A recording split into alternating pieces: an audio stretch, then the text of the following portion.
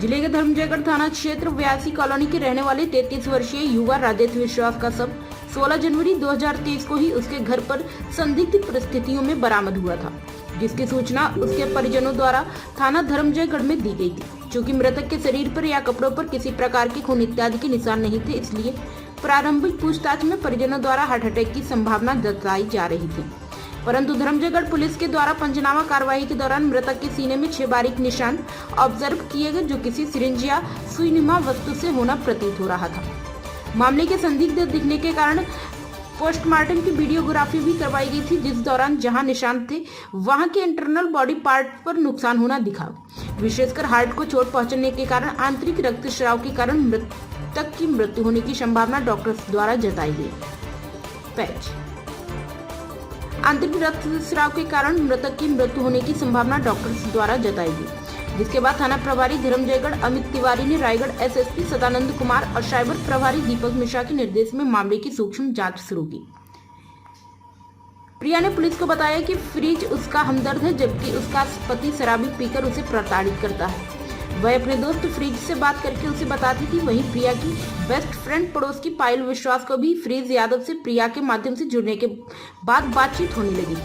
प्रिया और पायल ने तय करके फ्रिज से बात की और एक अन्य दोस्त शेख मुइन खान निवासी धर्मजयगढ़ को भी सारी बात समझाकर एनेस्थीसिया के ओवरडोज के जरिए राजेश की हत्या कर दी।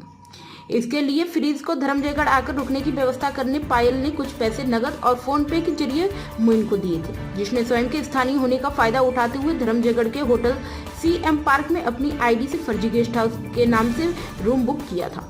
वहीं फ्रिज यादव उर्फ क्रश वश से 14 जनवरी को रात में धर्मजयगढ़ पहुंचा और मुइन ने उसे होटल में रुकवाया।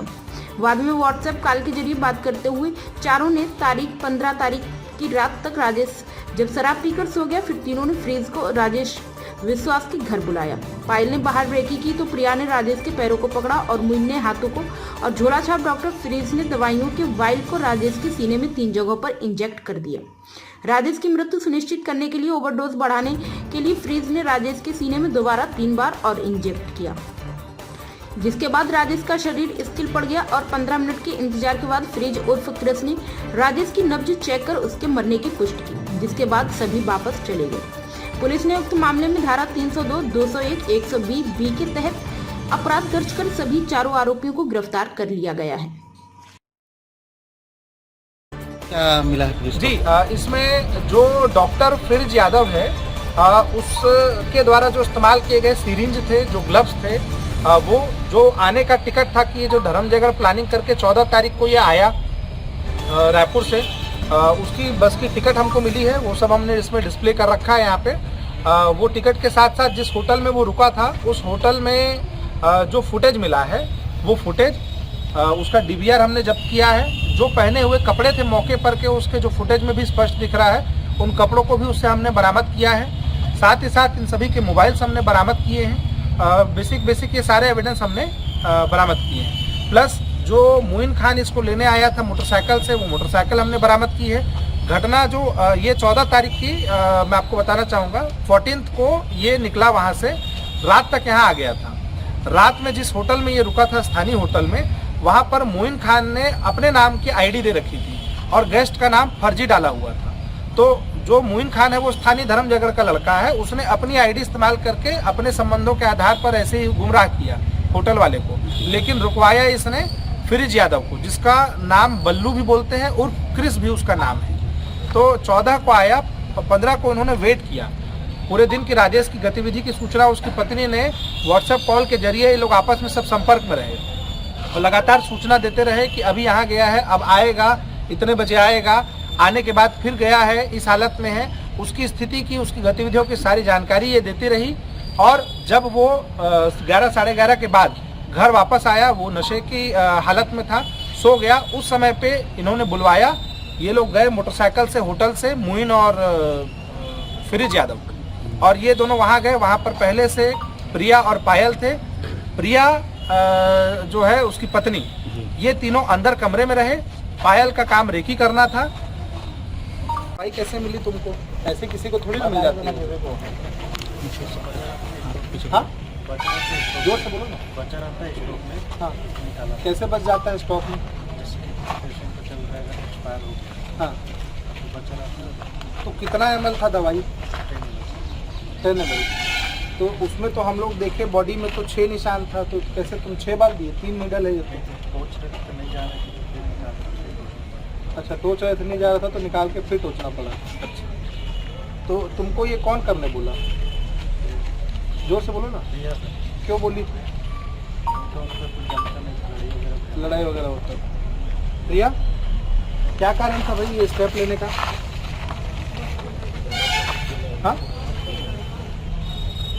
अच्छा, तुमको कौन बोला था इसको लाने के लिए? पूरा नाम बोलो ना। मोनी विश्वास बोले थे। ठीक है। क्या पैसा भी दी थी तुमको कुछ? होटल का खर्चा? होटल के लिए दी। ठीक है। जो हमको समझ में आया है, पहले तो इनकी जो मुलाकात है वो मैं आपको बता दूं। अभी लगभग महिला ने जो बताया है, प्रिया ने, उसके हिसाब से करीब 1 साल पहले ये लोग गए थे बालाजी अस्पताल में राजेश का इलाज कराने के लिए। वहाँ ट्रॉमा में ये भर्ती था, करीब 25 दिन के आसपास ये भर्ती रहा। उस दौरान इनकी नज़दीकियाँ बनी। फिरिज यादव जो अपने आप को डॉक्टर बताता है, एक्चुअल डॉक्टर नहीं है, वो फर्जी है और झोला छाप है, और इसने एक अपना फर्जी क्लिनिक भी खोल रखा है। ये सारी डिटेल्स हम आपको अभी फर्दर शेयर कर देंगे। ये आपस में संपर्क में आए। संपर्क में आने के बाद इनकी बातचीत फ़ोन पे होते रहती थी। जब वो इलाज के लिए जाया करता था तो इनकी मुलाकातें होती थी। ये संपर्क में थे। इसी दौरान जो पड़ोस की मोनी है, उसने भी फिरिज से बात की। उनकी भी आपस में दोस्ती यारी हो गई। तो बेसिकली ये जो घटना को प्लान करने का था, इसमें मोनी की भी, मोनी नाम जो है, जो पायल विश्वास करके लड़की है, इसका भी उतनी ही भूमिका है।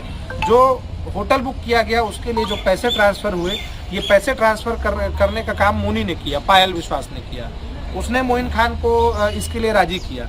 मोइन की डायरेक्ट दोस्ती प्रिया से नहीं थी, मोइन की दोस्ती थी पायल से। और प्रिया के कहने पर पायल ने मोइन खान को, शेख मोइन को, उसको शामिल किया अपने प्लान में। तो बेसिकली ये इस तरह से इनका नेक्सस घूमा। इसका प्रिया का ये कहना है कि मैं जब प्रताड़ित होती थी, मेरा पति जो है उसके साथ मेरे संबंध ठीक नहीं थे, तो जब भी हमारे बीच अनबन होती थी, मैं उन चीज़ों को लेकर अपना जो है दुख, जो है अपनी व्यथा, उसको बताया करती थी फिरिज को, और उसके साथ में मैं शेयर किया करती थी इन बातों को उसके साथ और पायल के साथ, जो उसकी बेस्ट फ्रेंड है। तो इसका ये कहना है कि मैं उससे छुटकारा पाना चाहती थी, इस वजह से मैंने ये सब प्लान किया करके। तो बेसिकली मोटिव ये समझ में आया है।